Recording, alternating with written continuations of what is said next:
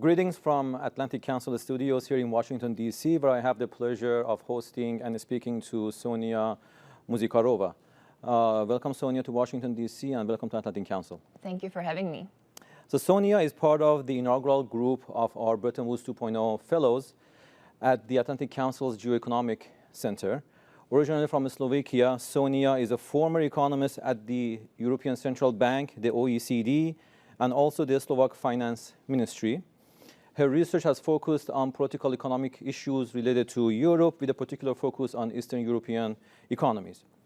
As part of her research for the Bretton Woods 2.0 project, Sonia and her partner, James Gardiner, have focused on WTO reforms amid growing fragmentation in the global economy.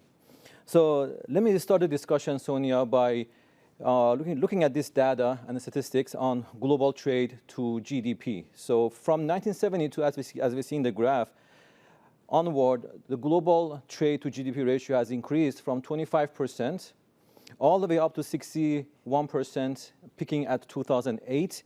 With the global financial crisis in 2008 and 2009, that ratio declined and has stayed low, but has also declined steadily to 57% in 2021, as you can see in the graph. So in your opinion, I'm sure there are many factors that have contributed to this decline of the trade to GDP ratio. But in your opinion, what are some of the main factors contributing to this decline of the share of global trade to GDP over the past 15 years, of course, after the global financial crisis up until now? Yeah, thank you, Amin, for the nice introduction, and it's wonderful to be here with you in DC. That is a very important dynamic that you have shown on the graph. And as you have said, it's a nuanced issue, and there is several drivers behind that. So first of all, is the narratives around the benefits of globalization that have been changing drastically. And this is due to mostly two factors. One of them is a series of crises that we have seen in the past, perhaps 15 years. You have pointed out the great financial crisis in 2008, 2009. Which has exposed that interdependencies among countries can, under certain circumstances, lead to excessive risks as well. Then we had the public health crisis with the COVID-19, and this has then led to another realization, which was about vulnerabilities when it comes to the concentration of supply of certain parts of strategic production in some regions or in some countries. Perhaps China was the most emblematic example of this. And perhaps with COVID, this was a bit of a paradigm shift, at least from what I gather, because it stopped to be about just efficiency considerations along the supply chain, but it's starting to be also about security of the supply chain. So in this sense, it was a paradigm shift. And I think it climaxed in a sense when Russia invaded Ukraine in February 2022. And here is where we really started to see the rhetoric about national security concerns rising and intensifying, leading to a plethora of policy actions as well. But also we saw it in the energy landscape very much with Europe's dependence on Russian gas. We saw it with agriculture, with Ukraine being the bread basket of Europe, and that having knock-on effects on the security of food supply globally. And then we have seen a rise in geopolitical tensions, and we know this. You deal with this. This is the bread and butter of what you do here at the Atlantic Council, right? And all of this basically has amounted to a very tricky global trade policy landscape in general. But perhaps this is not all. This is just kind of the top of the iceberg, and there are some also structural factors at work here before the financial crisis, and how global value chains were expanding before that. Some of these trends had actually waned after the great financial crisis. Things like that. Right. So I mean, when you mention all of these factors, it's a very complex picture here. Yeah. And World Trade Organizations, WTO, is trying to promote. Their main objective is to promote trade and increase welfare of the member countries' citizens through trade, right? And so they'll have a very, very tough agenda on their hands, right, and an objective. So what are some of the main obstacles? I mean, if somebody's looking from a WTO, or if WTO officials are looking at the world, what are some of the main obstacles or factors they are looking at, face to face, in terms of promoting global trade, given all these factors that you just mentioned? Yeah, so this also is not a simple answer, I guess. So there are some perhaps geopolitical factors, again, geopolitics, and then also some institutional factors. So kind of looking inside the organization and at some of the material and substantive issues, but also some of the governance issues. So let's start with geopolitics, perhaps. Sure. So as we have established together now, the organization is operating in a increasingly fragmented geoeconomic landscape, right? And this is marked on the one hand by mistrust among countries, mistrust towards the WTO, mistrust towards Bretton Woods institutions, towards multilateralism. And we could talk all day about why this is. It has to do with populism to some extent. It has to do with politicians' rhetoric to some extent.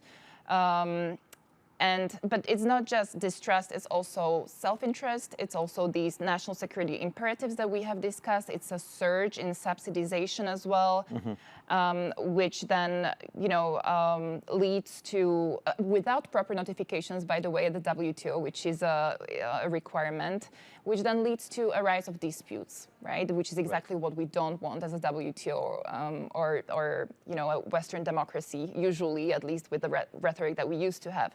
And then institutionally, you have disputes rising on the one hand, but then you have kind of a dispute settlement that's not really functioning properly, or it could function better. Let's just say that.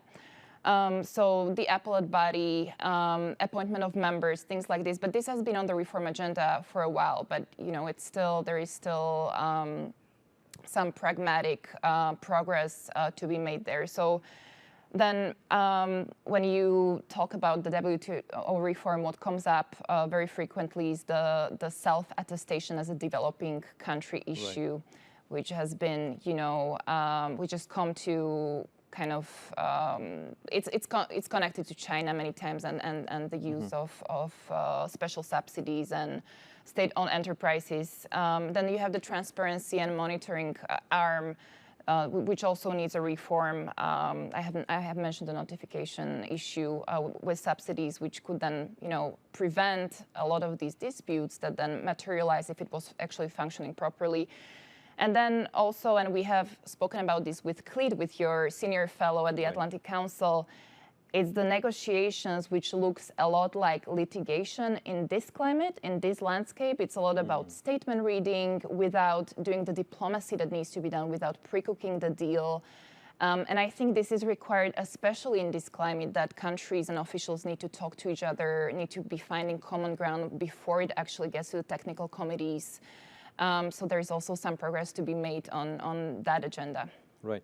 So you mentioned some of the geopolitical factors that are global and some of the institutional hurdles that WTO is facing in its operation and its governance structure. Right. And you mentioned subsidies. I just looked at the data from an IMF research. It's very interesting. It's talking about trade restrictions on goods, services, and investments overall.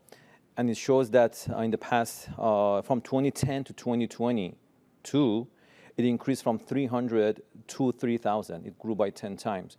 Only only between 2019 and 2022, it tripled from around 1,000 in 2019 to around 3,000 in 2022.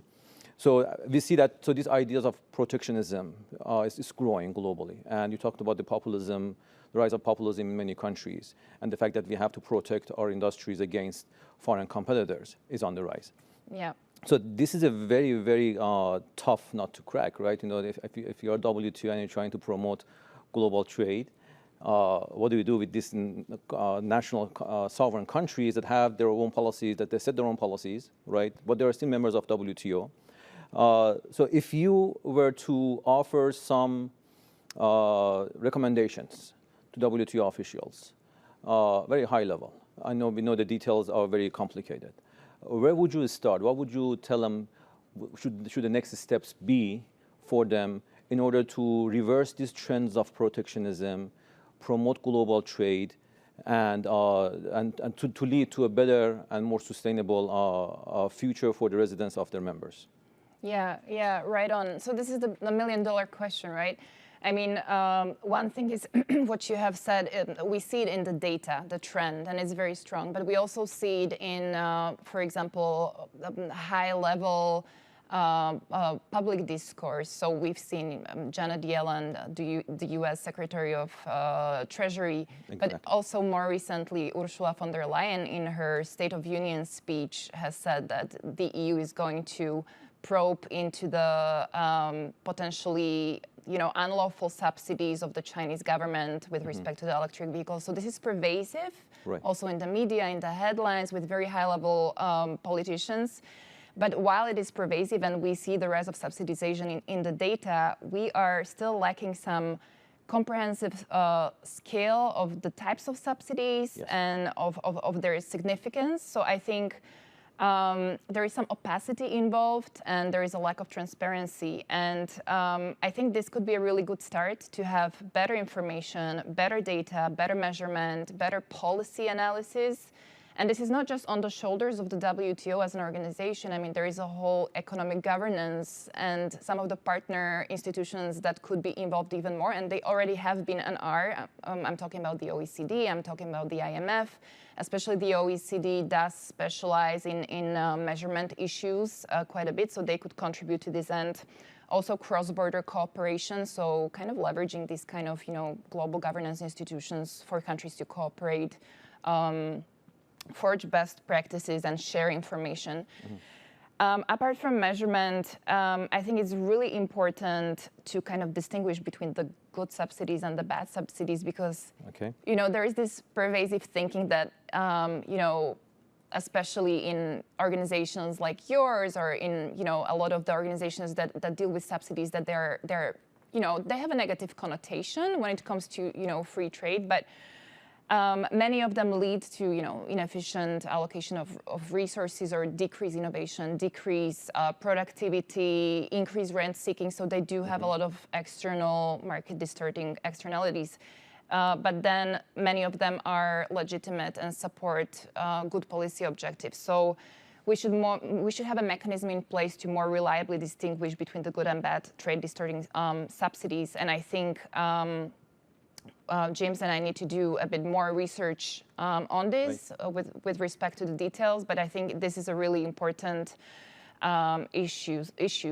And then one thing, to avoid disputes from rising, we need more compliance with subsidy notifications. I have mentioned this before, but it is really necessary to explore incentives and motivations, including penalties, perhaps, on how to incentivize this effectively, and maybe also, look to the past. I know that Clete has mentioned that under the Trump administration, there have been some penalties. So perhaps delve into this. Have they worked? Have they not? Do countries feel more compelled to notify if there are penalties, things like that?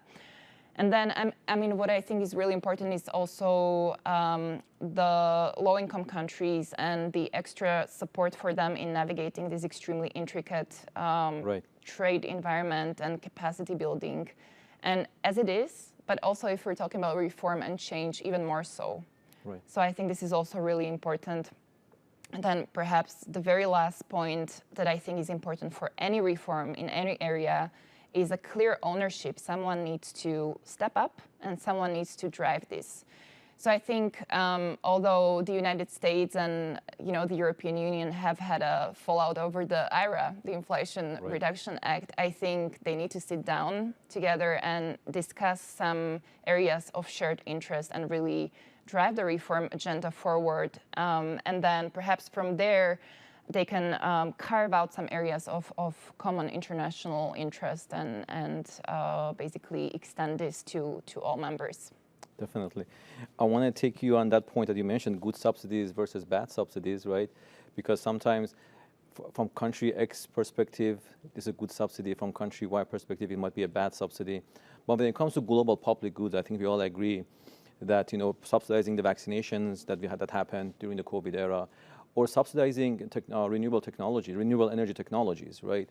Probably those are the areas that I think the global leaders can come together and agree that, hey, if a country is subsidizing the advancement of renewable energy technology, right? So that's the global public good, right? But are we that close in that argument that that countries would say, hey, it's okay for country X to subsidize this because it's going to benefit everybody globally, right? Or are countries is still thinking nationally and saying country X subsidizing renewable energy technology is hurting my renewable energy industries inside my country, right? And so I'm going to overlook the global benefits and only focus on the national benefit. And where would WTO come in here, try to resolve this issue if that ever arises? Yeah, I think that this is a great point. I think global public goods should be kind of enmeshed into the fabric of the WTO, and there is several areas where basically when it comes to, I don't know, e-commerce and digital trade and these global public goods, where the WTO should step up and really embrace this agenda. But on your point, I think unfortunately, there isn't an agreement on the part of leaders, across the world, how important the climate change is and how important it is to tackle it. So there are differences, and I come from the region of Central and Eastern Europe, which perhaps very well epitomizes that some of these, topics are being hijacked by politicians many times. The support for climate change, perhaps partly because of this reason as well, doesn't enjoy as much popular support as it should. And, I don't know what needs to happen so people finally understand that it's really, really important and it needs to be embedded into the policy agenda, both at a national level, but also transnational level and global level. And I think Bretton Woods institutions have a really unique and special role to play here. Right. And here at Atlantic Council's GeoEconomics Center with the Bretton Woods 2.0 project, we are trying to address exactly those issues. And thanks a lot for your time, Sonia, for being here with us today, sharing your thoughts and your research. And we look forward to having your report by the end of the year and be published and launched early January of 2024. Thank you for being with us. The pleasure is all mine. Thank you.